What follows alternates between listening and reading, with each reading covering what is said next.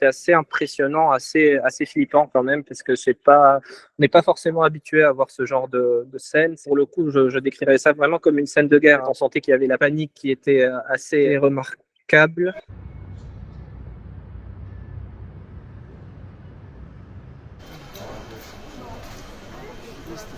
En fait, j'habite juste rue des Feuillantines, à une trentaine, quarantaine de mètres de l'explosion. Donc, au moment où c'est arrivé, j'étais dans le jardin de ma résidence. C'était une explosion d'une violence assez inouïe. J'ai senti le sol trembler, les murs trembler. Je suis directement sorti dans la rue. J'habite juste en face d'un bar. Et c'était donc premier réflexe quand j'ai entendu l'explosion. Je me suis dit qu'il fallait pas que je reste dans l'immeuble parce que je savais même pas d'où venait l'explosion. Donc, je suis sorti et j'ai vu il y avait beaucoup de verre qui avait complètement explosé alors que le bar il faisait même pas face à l'explosion. La déflagration était quand même d'une ampleur assez considérable. Toute la façade de l'immeuble, voire l'immeuble entier a explosé et il me semble que c'est l'école américaine qui est collée à Val-de-Grâce. Quand je suis sorti, il y avait assez vite un certain nombre de personnes qui sont rassemblées. Les pompiers, la police sont arrivés très vite. Donc on est resté une quinzaine de minutes dans le périmètre à peu près une trentaine de mètres de l'immeuble qui a explosé. Donc là, ils nous ont dit de prendre des affaires ou de quitter le périmètre. On n'est pas forcément habitué